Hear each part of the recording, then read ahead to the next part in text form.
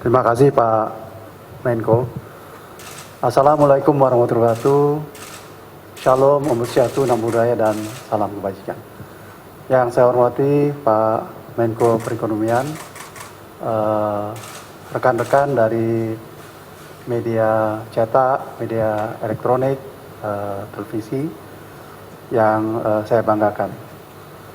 Dari Ratas tadi, kami melaporkan bahwa secara umum peniadaan mudik ini mendapat satu penerimaan yang baik dari masyarakat, yaitu ditandai bahwa pada masa 22 April sampai tanggal 5 terjadi satu kenaikan jumlah mereka yang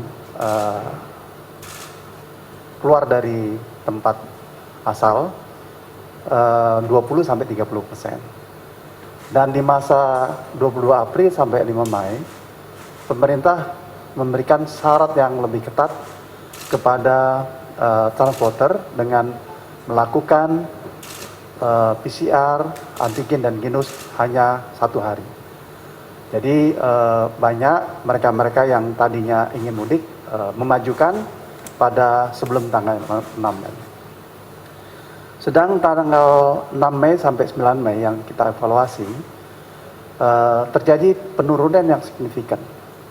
Kalau dari normal itu di udara penurunan sampai 93%, kalau di laut kereta api itu kira-kira 90%, di darat memang sedikit penurunan kira-kira 40%. Nah, oleh karenanya kami selaku penyelenggara mengapresiasi masyarakat memberikan suatu respon yang baik tentang upaya pengendalian mudik yang efektif. Dan juga kami mengapresiasi TNI Polri dan Pemda yang melakukan effort yang baik terhadap upaya-upaya penyekatan, di mana kemarin kami sempat melakukan suatu kunjungan ke 3 tempat, ke Merak, Bangkahuni, ke Brebes.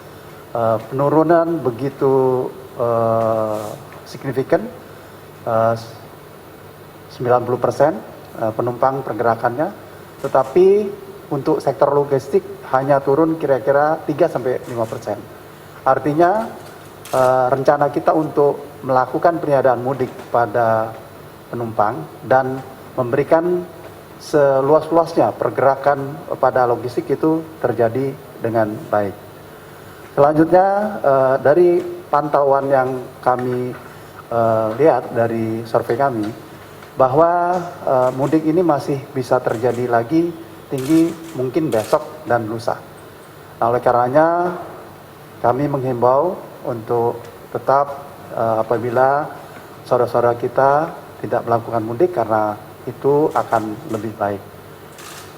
Bapak Ibu sekalian, kami juga membahas tentang rencana kepulangan saudara-saudara kita dari daerah mudik.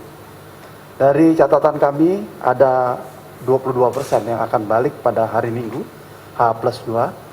Itu kalau dikuantifikasi kira-kira 3,6 juta, suatu jumlah yang banyak. Nah, oleh karenanya dua yang akan kami usulkan. Satu tentu menunda kepulangan supaya tidak bertemu di satu tempat tertentu.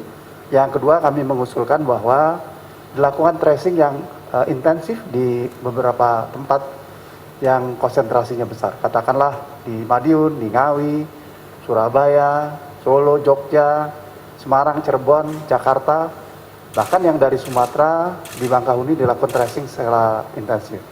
Sehingga kami mengusulkan nanti Pak Menko dan Pak Menkes memberikan vaksin gratis untuk mereka yang melakukan perjalanan darat.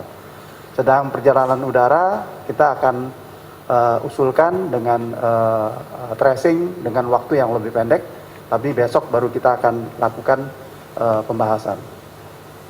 Ada beberapa hal yang mungkin kami tambahkan bahwa perlu satu konsentrasi dari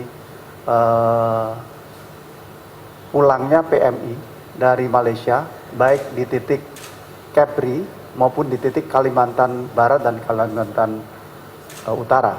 Oleh karenanya Kementerian Perhubungan menyiapkan kapal-kapal untuk mengangkut ke tempat tujuan akhir dan juga bus. Tadi sudah disepakati bahwa TNI dengan Komandan Pangdam akan mengambil alih satu pengelolaan di 2 titik di Kepri dan juga di Kalimantan Barat. Berkaitan dengan